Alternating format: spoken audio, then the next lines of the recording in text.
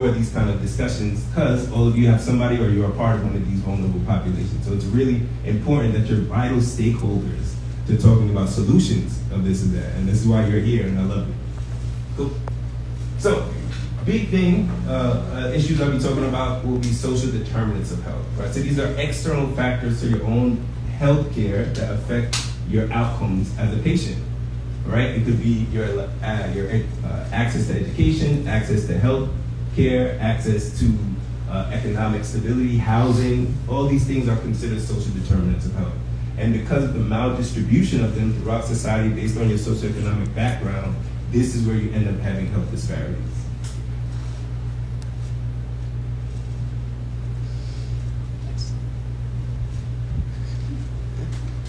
Yes. I should be like, okay, next. Raise your hand if we should fire on it. I sensed it, but I was waiting. You look good. So what we're going to do is look at some of the foundations of these inequities. And often they take place in the historical context that you look at before. There are policies that really affect these vulnerable populations that are laid down the groundwork for later on. I love this. This is from Praxi.com. I like this description, this dictation, because ultimately at the base of this foul soil are different isms that we're looking at, whether it be racism, sexism, heterosexism, capital, all these things are really the base that some of these social determinants of health are affected that give fruit to this rotten fruit to a certain extent that causes these health disparities. So Praxi actually had a bunch of pictures that are similar to like this if you go to their website, and so I always like this depiction to show the people to see what we're really working with and what's at the base of what you're working with as well. Can you say that resource one more time? Where that Praxi.com, Praxi.com, yeah. I'm gonna do at the end of it, hopefully you get a QR code to get all like my books and all the other jazz too. All right, cool. So this is the meat and potatoes, what I've been going for. This is what I want you to take away from this talk that I'm giving. I want to give a framework to understand how we get to these health disparities. Often from a temporal manner, there's a historical context. A lot of times there are some colonial and imperialist mechanisms that create this historical context, leading to the maldistribution of these social determinants of health, and then ultimately the health disparities that we see today. Dig it? Cool. Awesome. So what we're going to do is actually start from the health disparities, then work our way backwards. I think that's a little bit easier to do, and then we can talk about the historical context and social determinants. All right. I spent way too much time getting these graphics. I hope all of you are impressed by those arrows. We're so impressed. Thank you. So, there's no way we can talk about healthcare in the U.S. without giving a basis of healthcare spending. Right? The U.S., when compared to a lot of powers around the world with the highest GDP, spends the most amount of money on its healthcare. Right? So you'll see Sweden, France, Germany, kind of along these lines. And way up here is the U.S., just in case you can't recognize the color, right? So we spend roughly 17% of our GDP, gross domestic product, on healthcare. But the problem with that, next slide, is that it's not an efficient system, right? So all these things, you see all these countries right here on that side of the graph, kind of going on the right axis is health system performance, and on the bottom is health spending. And I'm purposely standing here because the U.S. is down there, right? So the U.S. spends a ton of money. However, our health system is not as efficient than a lot of other superpowers of what we call the global north sometimes in the world. So why is that? So a lot of this deals with the health disparities that are inherent to sometimes the system in the American health system overall.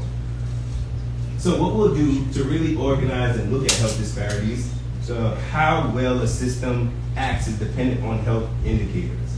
Looking how long your population lives, looking at the infant mortality, looking at the maternal mortality, and looking at the rate of various diseases through the population. So that's what we'll talk about a little bit here. Thank you, were on point. That was good. So big first thing is life expectancy. And so the way I want you to look at this graph, we're looking at 2019 as a starting point on the right of each arrow, and then the finishing point at 2021. And it's separated based on race, these particular races. If you take a look at 2019, and this is American Indian and Alaskan Natives over here, the AIAN. Both Black and AIAN had the lowest life expectancy at birth, and all of this dropped to 2021. Why do you think it dropped between 2019 and 2021? COVID, exactly. And now, I want you to, yes, you'll see these numbers compared to whites and Asians here and Hispanics, but if you even take a more of a look, if you look at Hispanics, Blacks, and AIN, they not only had the lowest rate, but they had the largest drop as well during COVID. So these are all disparities we have to try to make sense of. Like, why are these particular socioeconomic groups suffering from a lower life expectancy compared to whites in this situation? Perfect. Additionally, we look at infant mortality rate. Right? When you're looking at infants born to Black mothers, they have a much, sometimes 2 to 3 times higher likelihood of dying in infancy compared to other races. Right? This is a disparity that's been ongoing. It's been worse during 2022, and COVID made it a little bit worse as well. But that disparity has been there for many, many years. Once again, kind of looking at, all right, why is this there? Why are there are health inequities there? What policies brought this to come to be? When you look this, so this is a New York Times article that was actually printed in 2022, looking at infant deaths per 100,000 mothers. And I love these slides because they look at the intersectionality of different types of social determinants of health. So instead of just looking at race, we're also looking at income. Because many studies have shown you have more money, you have access to better health resources, you have overall better health. So this is looking at race and health and income. And if you look here, even the richest Black mothers have the similar infant mortality rate than the poorest white mothers. Why is that? Why is it money protective in this situation to a certain degree? All right, once again, looking at more health inequities, questions that need to be answered. And I like showing these graphs, and I'm going to hit you in the face with them over and over again. Because it's one thing to have anecdotal experiences, which some people don't trust and some people don't believe. It's another thing to have the numbers, really. You should be able to look at both of them, but honestly, that's just the system we live in. And when you want policy changes, obviously these are the things that have to go in front of people sometimes. Looking at maternal mortality rates, right? Years from 2018 to 2021, right? So each colored bar is a different year. And when you're looking at total compared to non-Hispanic Blacks, non-Hispanic whites, and Hispanic, by far, each time, Blacks tend to have higher mortality rates as well. So touching in, reiterating the same thing we're seeing over and over again with this health disparity, speaking of Black race. Now, what do you think, this is supposed to be meant to be, people shout out, what do you think are some of the leading causes of death in the U.S.? Sorry. So I'm going to say heart disease, excellent. Cancer. Sorry. Delayed or incorrect diagnoses. It's a very common one, but it's not one of the top 4 or 5. But very good idea though. Diabetes is up there. Trauma is up there. Cool. Now let's see. So according to 2022, and some of this is the only thing that changed in 2023, but according to by far, heart disease is the most common factor of mortality in the United States. Compared to every other disease that we have, people die from heart disease. Second is cancer, and that's all comers of cancer, lung cancer, prostate cancer, breast cancer. Unintentional injury or the trauma, like you were saying, and then lastly, COVID. COVID has been kind of in and out of the top 5 over the recent years. But every single one of these leading causes of death have a disparity towards Blacks. Blacks are anywhere between 2 to 4 times as likely to die from heart disease and heart attacks compared to every other race. Blacks are more likely, anywhere between 2 to 6 times, to not only be late diagnosed with breast cancer, but also die from it. And we're also talking, in addition to that, lung cancer, prostate cancer. Black men are anywhere between 6 to 8 times more likely to die from it than any others. So there's a large disparity in even the most common disease we're seeing in the United States, and questions that need to be answered to look at it. So what we're doing, we're kind of working our way backwards. We talked about the health disparities. Now we're going to go a little bit more into the historical context on why the system was created and how it got propagated to show these disparities. It's a dope graphic. Thank you. PowerPoint king. I spent really way too much time. Cool. Yeah, that's it for this. So, we cannot talk about race in America without talking about slavery. Period. Full stop. Yep. Right? So when I speak of an imperialist and colonial legacies, I look at imperialism as a country's way of expanding its influence on other borders and other countries through diplomacy or outright military action. And it's usually in reference to looking for any type of resources, right? Or geographic dominance in another part of the world. Colonialism to me is almost the working action of imperialism. You know, you're getting territories that are there that by direct governance you're taking over. Now, in terms of talking about race, it has a lot of colonial and imperialist legacies within the United States. Right? Many of you probably heard this before, but with the slave trade, right, starting in the 1400s ultimately, but the concept of race, the way we know about it now, didn't really spring up until the 1600s. Right? Race was used as a mechanism of looking at an inferior class when blacks were brought over from Western Africa. Right? So race in and of itself doesn't exist. Right? But racism, in terms of the maldistribution of resources based on race, is very real. I remember speaking to my mom, who was very much kind of my first proponent of teaching me about social justice and social inequity. And she would always tell me, like, you know, race doesn't really matter, but it also matters too much at the same time. You know, I'm in third grade watching Power Rangers, like, what are you talking about? I'm eating Frosted Flakes, I'm trying to watch this. So I didn't understand it till much later in life, but it's a social construct. It's totally human-made, right? I always like this last quote over here. This is by Ta-Nehisi Coates, who says, race is a child of racism, not the father. Right? So it's used as a mechanism to show that blacks were inferior to whites and create a social hierarchy that has been continuing on to today. There's a great book called Caste that kind of goes over this as well. Wow. Yes, Isabella Wilkerson. Thank you. Now, this idea of blacks being inferior, coming from the slave trade to the 1600s, now fast forwarding to the 1800s, was not just perpetuated by just the elites, but even moving forward, this is perpetuated by the medical system as well, like doctors, nurses. The medical system also bought in to a certain type of racism extraordinary that too. This person, does anybody know Samuel Cartwright? No, cool. So Samuel Cartwright was a very famous physician, particularly psychiatrist, who did multiple lectures all around the country. He was very revered for his medical knowledge and his study on the peculiarities of the Negro race and slaves. Do you guys know where he made his claim to fame? Right here in Louisiana. The reason being, he actually was at LSU, and the medical board of Louisiana gave him thousands of dollars to do this research. So this is actually his claim to fame here. Oh, not yet. Spoiler alert! And the medical board actually gave him claim to fame. He discovered 2 diseases in the slaves. One, which he was made famous for, was drapetomania, meaning a psychiatric illness in which slaves wanted to leave their masters. This was deemed a psychiatric illness, right? And one of the ways to treat drapetomania was physical harm, whipping. And he was made very famous for this. And this ideology of blacks being inferior is very much perpetuated by a lot of his research that he did. It was spread throughout the country. Now, with having slaves, particularly in the U.S., the system was very much intertwined between slave and slave owners. The economy was built on the backs of slaves, particularly in the South.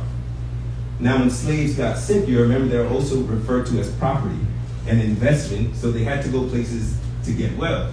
So many hospitals around the country were officiated as slave hospitals. One of them being Charity Hospital. For a long, long time, Charity was looked at as a slave hospital. It was the only place that would take care of slaves at the time. We were going with one. So the medical system very much was a part of the slave system during the time period. Lastly, even though they cared, quote unquote, for slaves at the time, it was still using slaves in the medical system for experimentation.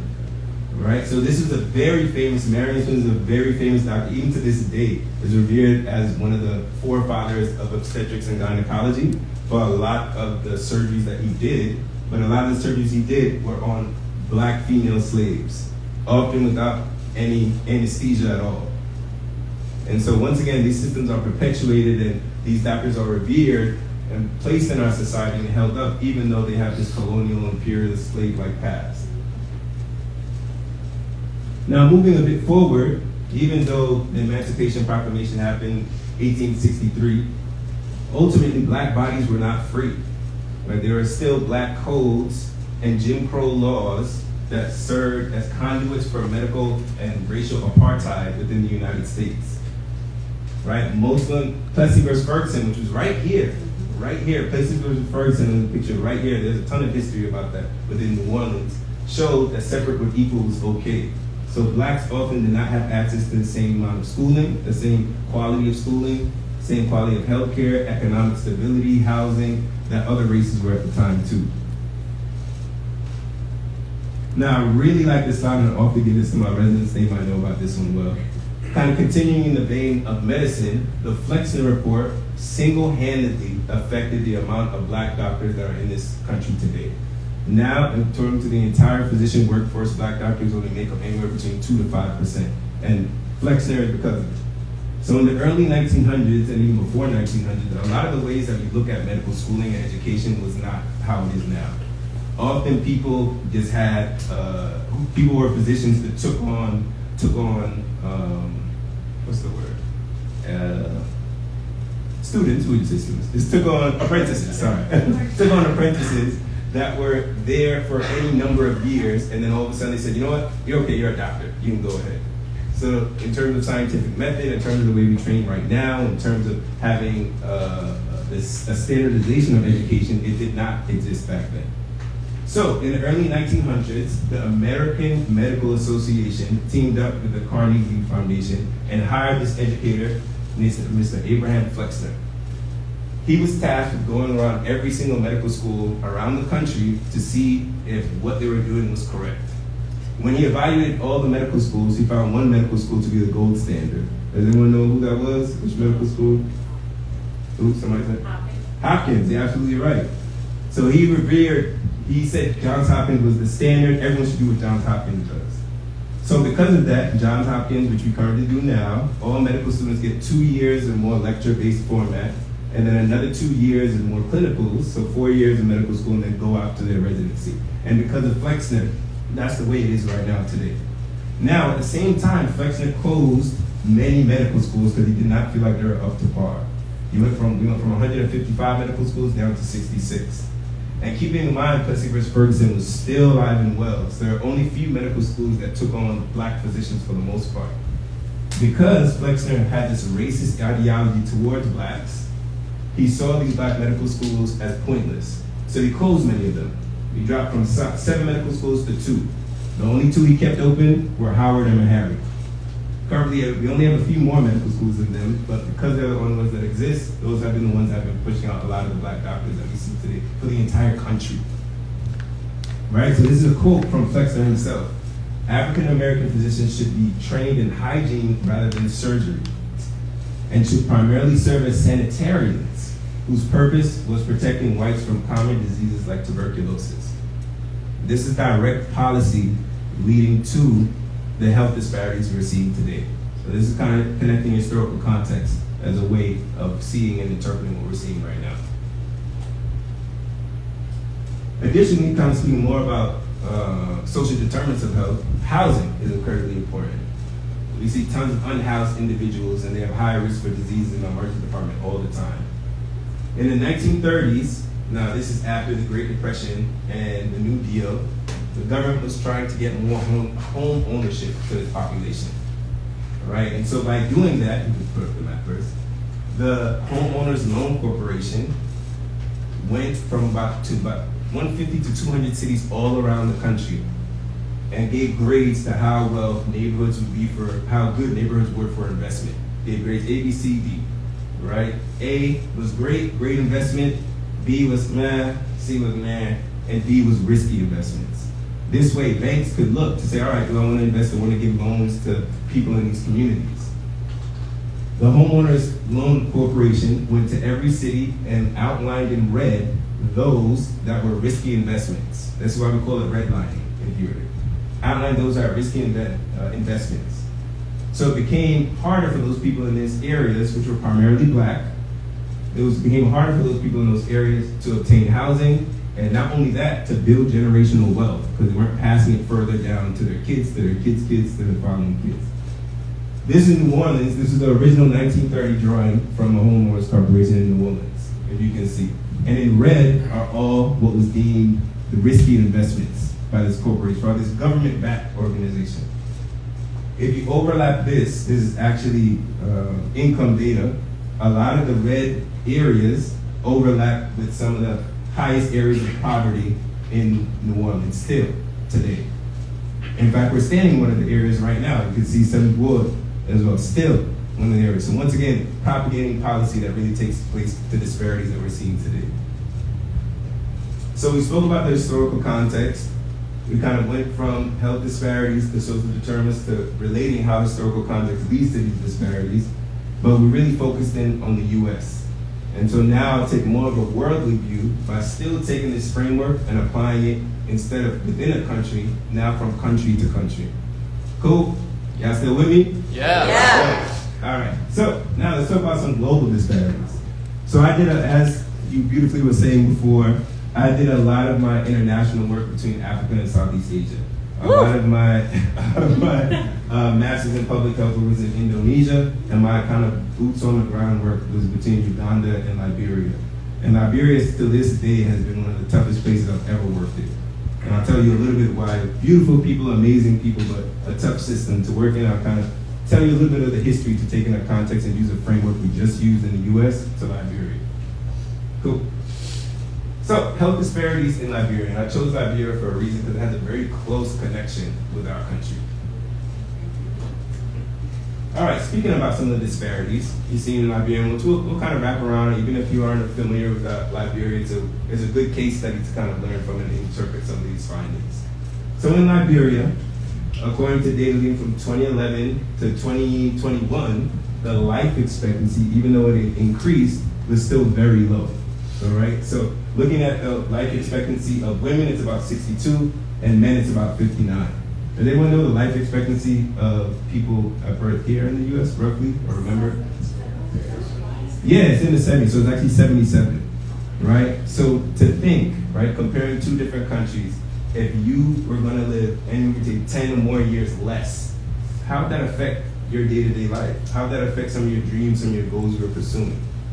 Right? That's a very interesting way to approach it. Say if you were born in another country, your life would be much, much different. What about, we spoke about the U.S., some of the top causes of death. What do you think are some of the top causes of death in Liberia? Malaria. Oh, y'all are good. Malaria. Infectious disease. Tuberculosis is up there. Work-related injuries up there as well. Car accidents in terms of trauma. Good. So these are the top causes of death in malaria, and you guys are spot on with malaria, right? Diarrheal diseases, neonatal disorders, lower respiratory tract infections, talk about pneumonias, ischemic heart disease, HIV, and stroke. Now, what you notice among all of these things, and mostly, especially 1 and 2, these are from communicable diseases, meaning that disease you can catch from other people, it can be spread through a vector, mosquitoes, but even more than that, these top 3 to 4 things are all preventable, right? You're not seeing this in the United States as much. And so when I practiced, especially in tropical medicine foreign, I had to go there. I had to learn a whole different side of medicine I wasn't seeing. I wasn't trained in the United States. And still, someone mentioned even before, there's a level of cultural competency that I had no idea of that I had to learn when I went abroad as well. So all these come into impact of how people are treated and the health disparities we see from country to country as well. Now, looking at the mortality in Liberia. Infant deaths are usually about 45 per 1,000 births. For the world, the average is 25. For the U.S., it's 5. All right, so they're seeing a lot more infant mortality, a lot more pediatric diseases I saw when I was there compared to over here. Looking at maternal mortality still, so this is mothers who are dying during pregnancy or at least 35 to 40 days after they give birth. 652, the world average of 2023, the US is 32. So that puts you in perspective on how much these diseases are a problem when I was practicing in Liberia. So we spoke, and I'm literally jamming you in the head with this framework over and over again, just because I'm proud of the animation, but also simply for you to understand, I really want you, this is what I want you to take away from this lecture of how to look at health inequities in other places and other countries geographically, period. So, I can't talk about Liberia without talking about the colonial history of it. Now, if you go back to the beginning, I showed the flag of Liberia. All the way. Has anyone ever been to Liberia? Liberia? Oh, awesome. Oh, wait, no. Oh. I've been to Monrovia, but I did a lot of work in Sierra Leone. Oh, Very dope, very cool. So when you look, so this is the flag of Liberia. What flag does this look like to you? Puerto Rico? Where else? Did someone say Texas? Texas? Mississippi? Bigger flag, United States, thank you. So, you could go back to the there we go. So, the U.S., and which is why I chose this as a case study too, the U.S. has very close ties to Liberia. Very close ties to Liberia. So, in the early 1800s, this gentleman, this Virginia politician, came up with a crazy idea, and he started getting very scared. He started getting very scared because there's an increased amount of freed slaves and slaves born free, and he was concerned that these freed slaves would ruin the republic. So what did he thought of? We should get them out of the U.S. And so there's a huge push for freed slaves to go to Africa in the early 1800s, right? Really fascinating stuff, And a lot of the support was by President James Monroe, politicians like James Buchanan, and many other large elites wanted to support this. So much so that different states actually gave and donated their own funds for republics in Liberia. There's Kentucky in Liberia, which you never thought you would hear that before. There is Mississippi in Liberia. And then there's a Maryland in Liberia. And still to this day, Maryland has one of the largest populations of Liberians in the U.S. However, all these freed slaves went to Liberia, and actually the capital of Liberia is Monrovia, after James Monroe, because he supported this huge movement. But the freed slaves went to Liberia and did something that with American colonialism and imperialist notions, we did not want to see. They enslaved the indigenous population. And since then, this is now the early 1800s, there's a total separate class divide between Americo-Liberians, or people who are descendants of freed slaves, and people who are in indigenous populations of Liberia. This is the first president of Liberia, Jerome Joseph Jenkins. And he was an American-born citizen, right? And a child of freed slaves. So much so that even now, even though Americo-Liberians make up about anywhere between 10 to 15% of the population, they hold about 80 to 90% of all the resources in terms of access to education, going to proper hospitals, and they all hold political office. For years. We can go to the next slide. So much so, a lot of these historical contexts still live on today with that clash, with that social clash. And it's interesting because we talked about race, and if you looked at race to a certain lens, they're all the same race, but there's a totally different class divide. Now we're speaking about class and ethnicity as well. So fast forwarding to the 1920s, as more and more Americo-Liberians came and really took political office and power, they also controlled many of the resources. Right? Liberia does not have many exports, but this is actually one of its most profitable exports. Does anyone know what that is? What kind of tree that is? Rubber tree, yeah, awesome. Yeah, so those are rubber trees. So there are tons of plantations of rubber trees all throughout Liberia, right? And in fact, Firestone Tires and Rubber, made one of its capitals in Liberia. So it took a lot of the resources, and a lot of the resources went to the Americo-Liberians or right back to the U.S. Right, so over time, a lot of its GDP was all being exported to other places or to a particular social class. You know, even moving forward to about the 1980s to current 2000s, there was a huge class still between American Liberians and the indigenous population. So much so that they went not just one, but two civil wars between 1980 and 2004 was the last one. And it decimated all this infrastructure, health infrastructure, roads, all of those were gone after two, not one but two civil wars. Same thing with American Liberians, a lot of military coups sponsored by indigenous populations trying to take over the country. Now, if you can think of all the infrastructure being broken down, that makes you a lot more vulnerable to any emergencies, right, or health scares. If you remember not too long, 2014, Ebola was in that region of the world, Sierra Leone, Liberia, and it also decimated a lot of the healthcare facilities that were there because they were already broken down from the previous civil wars that had happened. So all these things are social determinants of health to a certain degree with a historical context, a lot of colonialist, imperialist context that lead to the disparities you see right now in Liberia. So these are kind of still more social determinants of health. So I said all the roads are pretty much decimated. A lot of these are pictures from when I was in Liberia. There are very few, if not any, roads in the area. And if you think of, if you're driving an ambulance, it's going to be very hard to get to the more rural parts to reach your patients. All right? Secondarily, this is Redemption Hospital when I actually worked there for a couple of months. There's a two-hospital system, the public hospital, which most of the indigenous population goes to, and the private hospital, which American Liberians go to. It's actually called John F. Kennedy Hospital, all right? A lot of connections between America at the time. And even though this is a public hospital and it's free for local Liberians, it is free with an asterisk, right? A lot of the system in Liberia, the healthcare system is pay out of pocket. Very few people, if at all, except the richest, and at least have insurance. So when I took care of patients within the emergency room, if I needed to admit them and treat for their IV antibiotics for any severe sepsis, any lung pneumonia, skin infection, I had to give the patient a prescription. They had to go outside, there's a line of pharmacies, and they had to buy the antibiotics. They had to come back in, give me the antibiotics, and the nurse would shake it up in a bag, and then start the IV on the patient. That's really common throughout. Yes, that's a really common in a lot of parts of Africa. In fact, I've also worked in other parts in Burundi as well, where they used to have, if you couldn't pay the bill, you couldn't leave the hospital.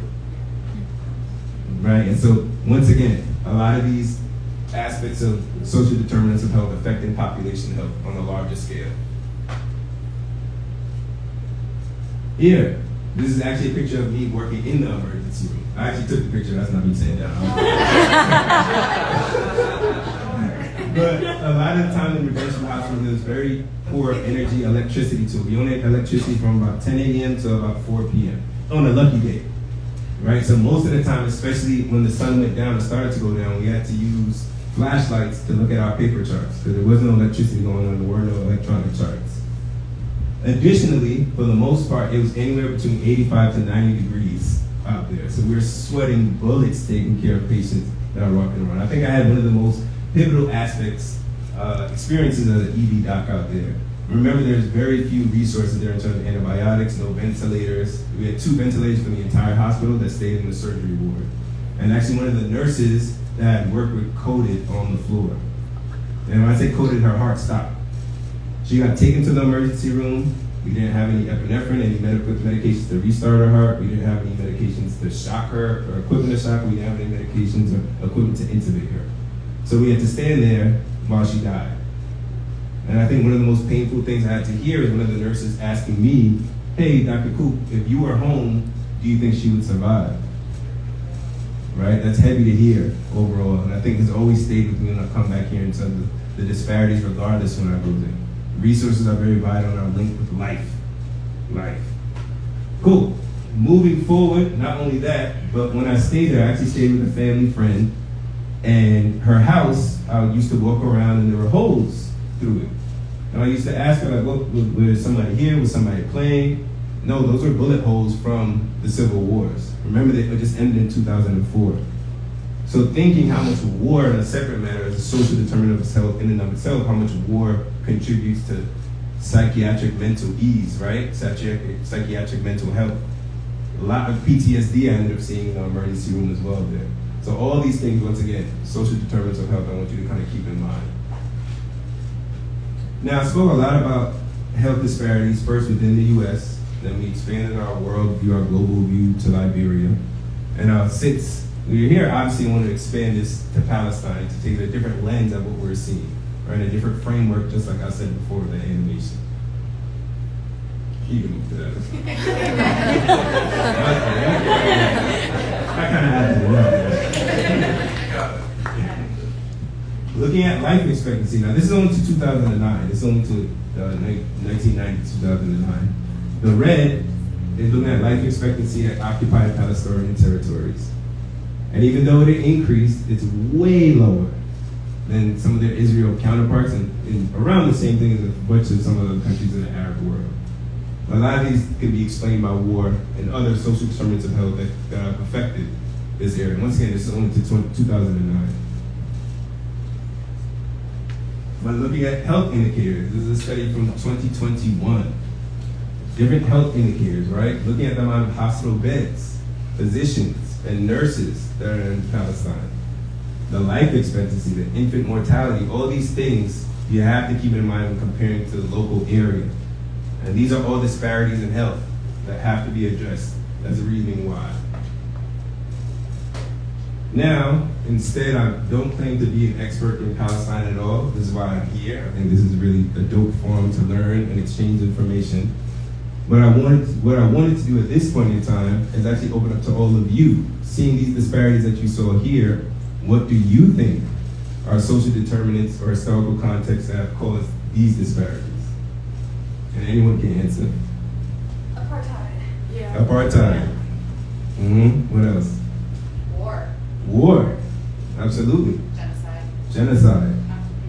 Occupation. Access to water and food, right? Bombing hospitals. So health infrastructure. If it doesn't there, then the population are way more vulnerable. Israeli control of resources and control of bodies as well, right? If you need to get a pass to leave, you're not getting it anytime soon, especially if it's something that's more emergent. And you have to go, especially, there's a lot of research around more specialty care, and those are the things that are missing in the occupied Palestinian territories. Generational trauma, absolutely. We talked about war, we saw those bullet holes already. I didn't grow up in Liberia, but just staying there for 2 months traumatized me, just every day waking up to that. Now waking up to something much more than that. That gets carried on for generation to generation. They have literally lost healthcare workers. Yes, lost healthcare workers, right? For the most part, a lot of healthcare workers are composed of from the Ministry of Health, the UN, NGOs, or private hospitals or private institutions. And it cannot, there are too many people to actually have the correct enough infrastructure to support everyone from there. Cool. So I wanted to end off this thing to takeaways from this. Even though the Mentimeter wasn't there, I really wanted to leave you not with outright discussing what's in Palestine, but taking the framework to apply it to Palestine.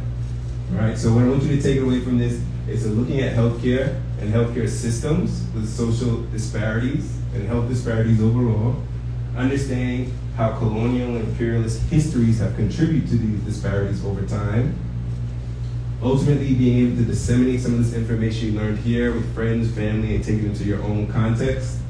And then lastly, to know I have a firm belief healthcare is a human right, and all of you just by being here are activists yourselves. So I thank you for listening to me. I appreciate it.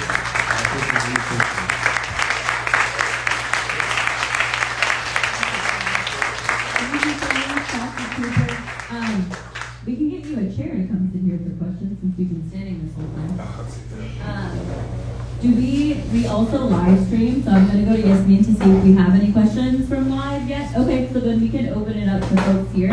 I just asked if y'all want to ask a question, just so everybody can hear, maybe just like come down this aisle. If you need to use the mic, if you're not loud and obnoxious like I am, feel free, and then we'll go from there.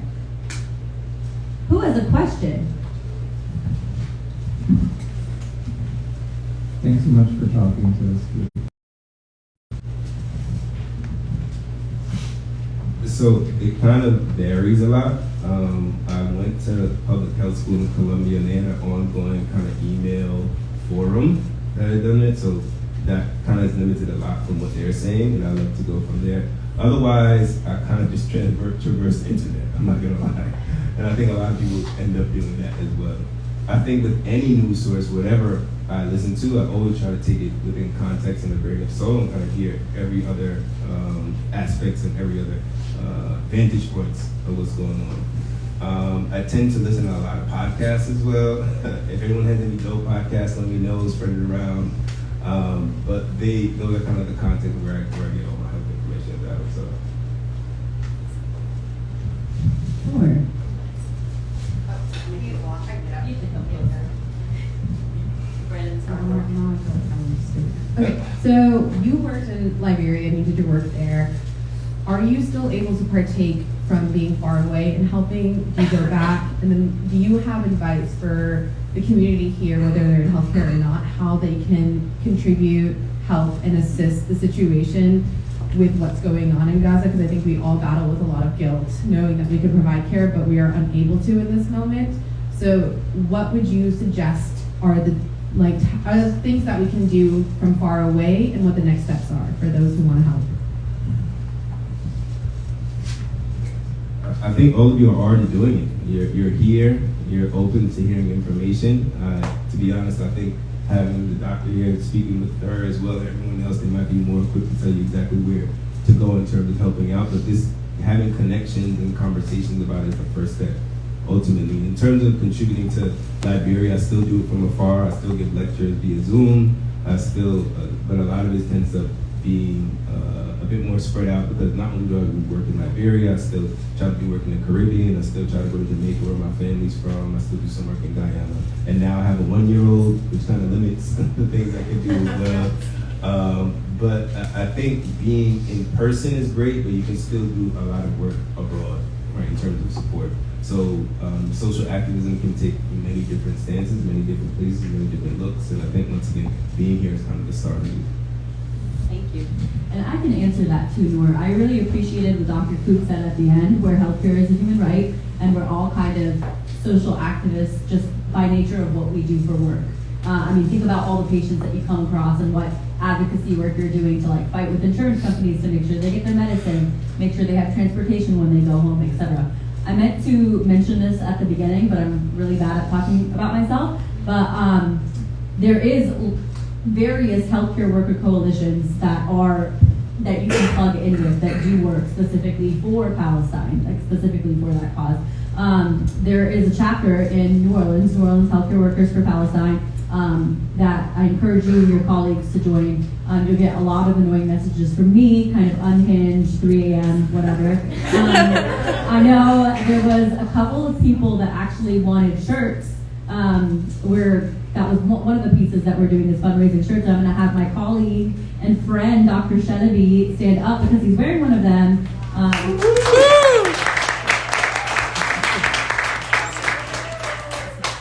And then Yasmin and I kind of started an information hub together, so I had to call you out, Yasmin. And we also are fundraising, and we made shirts, and Islam is sporting the other one, New Orleans for Palestine. We're not a healthcare worker. I mean, I wasn't the artist, but thanks for the claps on the shirts. But there are so many things that you can do. I mean, New Orleans Healthcare Workers has been in the streets. It took me the first 40 days of this particular genocide to get healthcare workers together, because we are quite literally the worst.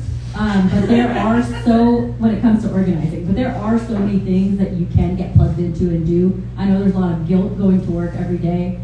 I have a lot of guilt going to work every day and the things that I see. And so I'm happy to talk more and get you all plugged in, and I'm grateful that y'all are here, because if you know me and you work with me, I'm screaming Free Palestine. Everyone is putting the stickers all around the PCBs, and thank you. We love it. We love it. That was actually not me. I can't take. However, those are the stickers that we printed. But that is someone that is in New Orleans Healthcare Workers for Palestine who told me that they were doing that and sent me some photos. And we have some other Lindsay's We here, are on Dr. live, Shetley's guys. here. Huh? We are on live. Let's not give names. Yeah, I'm not going to give names, but I mean, it's not illegal to do stickers. I mean, if you saw flyers of our big Gulf Coast march that we had all over Children's Hospital, that was me, and everyone knew it was me, and I wasn't trying to keep it a secret. So, lots of things that you can do, and I'm happy to chat more about how to go about doing that stuff. I have a bunch of those stickers for Yes, okay, my so school. the first ones that we printed were not great quality, so we're gonna print more like bougier ones that like are waterproof and stuff, and I'm happy to share them. Nothing is free. This is all an ad. Yeah. Would you cartwheel down to the mic? Can I say something for the same question? Yes, you wanna come here? No, it's fine. For the same question, like I know most of you, since you came here, you already interested, so you're interested what's happening in Gaza. But in general, like if you're interested in something, you need to educate with, you need to work with that. Because actually the other side work with that, and they work very, very hard. You can say that, yeah, I will pray for Gaza, I will pray for Palestine, I will pray for any justice cause in this world. But actually, your praying only is not enough. You need to work for that. You need to resist for that. Staying in your home and say, I'm watching the protest outside is not enough. Staying in your home and watching the public comment, for example, that is going to happen in 27th, it is not enough. And watching the live here is not enough. You need to be part of that. You need to convince this government, specifically speaking about the United States government. It's really important. Imagine if we have the 110 million in Egypt, 110 million people in Egypt move against the complicity that the Egyptian government do. Palestine will be free the same day. It's the same day. But the things that everyone will say, yeah, the other move. I'm with you with my heart. This is not enough at all. You need to be part of that. Sorry, Mariam, for No, that's totally fine. And I would say also more like being in the hospital and where we are and being in that space. I don't think Hashima is here today, but a good friend of mine always talks about how folks treat saying the word Palestine like almost as if it's a slur. So even talking about it with your colleagues and kind of breaking that ice, I think is an important first step. My colleagues know I don't stop talking. Good. Good. Good. I still did. That's amazing. Like taboo's pre-Palestine. They're like, huh? I'm like pre-Palestine. Go on. Yeah, I had a Palestinian patient this week, and I just walked in the room and I said to his mom, "Hey, free Palestine," and then I closed the door. So feel free to say it wherever you are, anytime with your chest. I think that's important. The more of us do that, the more normalized it becomes to talk about something that's unfortunately so taboo and like it's just obnoxious. And that's what kind of the social status quo is right now about that. Other questions? Yes. You want to come up here? I can shout. I am not a healthcare worker, but work in emergency planning and emergency response. And I know that across the city, there is a need for mutual aid networks. And I know that a lot of us are probably plugged into those networks, but I have a great desire, and I know a lot of people do, to be plugged into those systems that divest from large racist institutions like hospitals and healthcare systems, knowing that that's where healthcare resources come from, but they also inflict the same systems of inequality that you were just speaking to. So I would love to know, not even in this moment, but through the network in this room, how to continually invest in mutual aid endeavors, because I think we know that that's really where our neighborhood support comes from, while we continue to support on a global scale. Yeah, that's a great point you're making. And a lot of times in the emergency room, emergency rooms aren't independent of hospitals, period, right? And so you're kind of always working in the system. And all too often, there's kind of the age-old mantra, especially with emergency medicine, is that we'll take care of patients in the emergency room, but often discharge them back into the same community, same environments that caused the disease in the first place. So trying to find spaces where you can still be active and still be confident in your action with emergency medicine without the hospital is very difficult for me, I'm not gonna lie. And so this is where I speak to my colleagues that are not involved in the hospital, just like this. I get to interact with all of you. After this, we're gonna have a talk, right? And to talk about how we can really encourage our resources outside of the hospital to break down these barriers that our patients are really suffering from. Dr. Shalaby.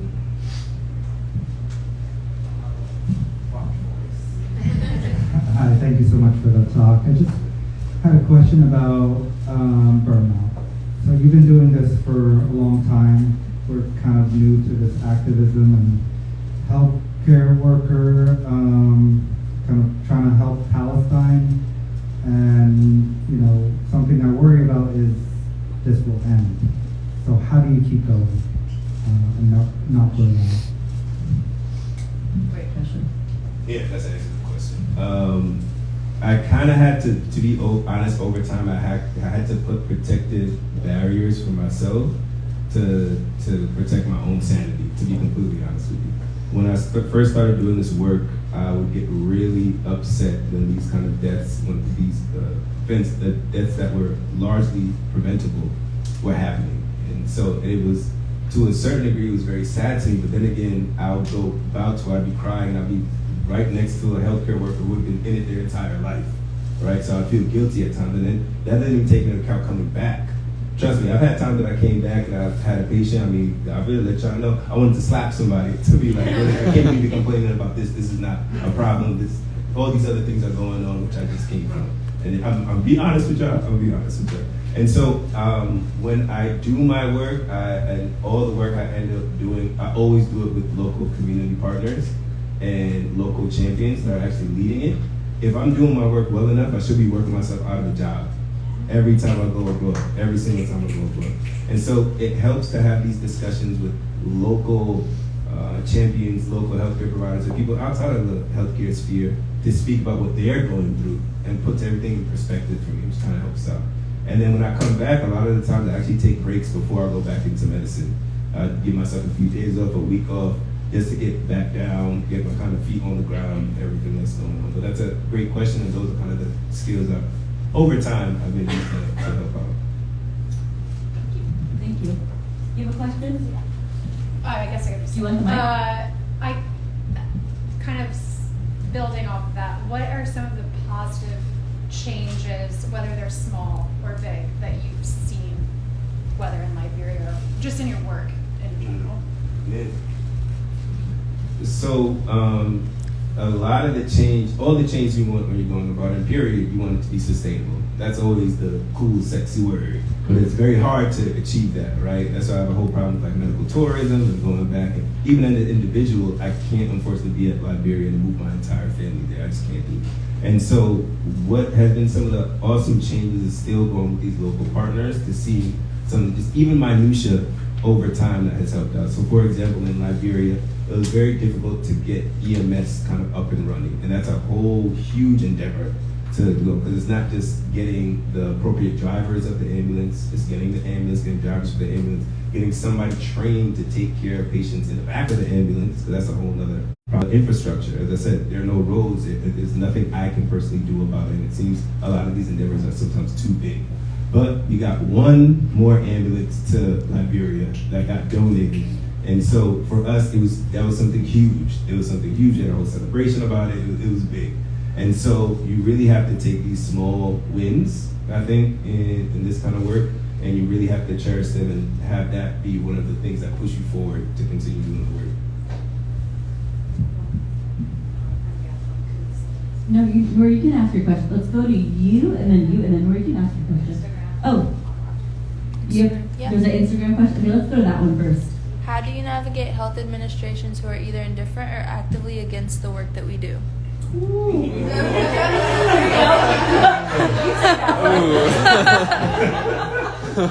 Thanks, Wagma. Yeah, and so here's the thing, because you kind of have to weigh as a healthcare worker. I don't want to limit it to healthcare workers, anybody who's working in this sphere. You kind of have to weigh your balance in terms of being in an institution that doesn't support your work, but you are actively being the change, versus being an institution that wholly supports your work. It's going to be easier in this other institution, but sometimes, you know what, if I'm here and I could change this would affect way more people online. So it's always, we kind of go through intervention. You have an administration that wholly is against it. There's always somebody that cracks. There's always somebody that cracks. And so you have to work towards that one person, and that one, all of a sudden, instead of one person, you're now two people, right? Even speaking about this Freedom Forum, and y'all started this, right? There's only a few of y'all. And now all of a sudden, it's kind of getting larger and larger and larger. So I think just having that mindset that you just need just one more person, just one more thing. And I think over time, it tends to kind of snowball. But it's not easy. It's not easy at all. Do you have anything to say about something? Well, what I was going to say about that is obviously Dr. Coop's an attending. I'm just a dinky resident trainee at the moment, training in pediatrics, adult psychiatry, child and adolescent psychiatry. But the institution that I'm with, that I will not name, obviously has not been supportive from the beginning of all of She said Boulain. May or may not rhyme with that. Has not been supportive. So I mean, these friends that I made that I feel like are going to be lifelong friends, maybe not Aden, but she can't work PowerPoint, so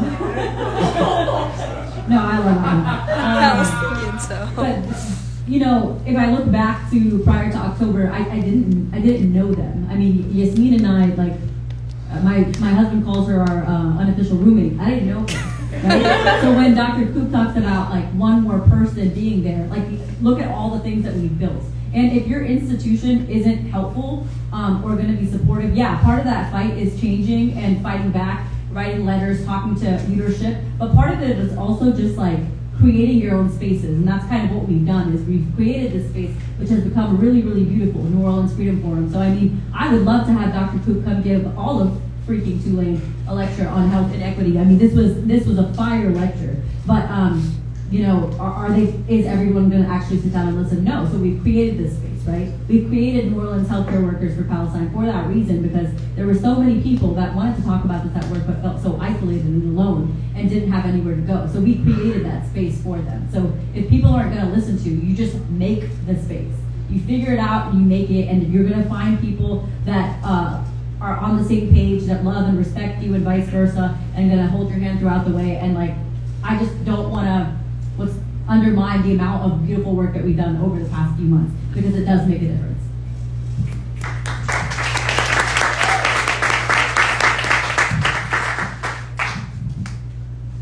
Hi, so I got here a little late, so apologies if you had spoken about this already, and this kind of piggybacks on what was just being talked about, but it seems like you have a master's in public health as well, in addition to your doctorate.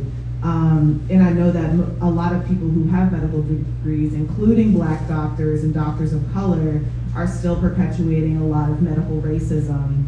And I'm curious about how, kind of on a more acute level, in the day-to-day, you're bringing these lovely graphics and frameworks into your practice and kind of spreading that in the hospital, so that, you know, we're organizing for a cause, but we're also trying to change the way in which we're interacting and engaging with each other, so that we are really able to acknowledge pain. I mean, that was a statement. That was dope. Yeah. That wasn't a question. That was dope. Spoiler alert. So, yeah. One of our next Freedom Forum speakers. Yeah, I mean, you're incredibly right. I am not free from the bias of coming from a racist systemic structure, right? And so, especially coming out of medical, it's interesting you mentioned that in medical school, I didn't have this lecture in medical school, right?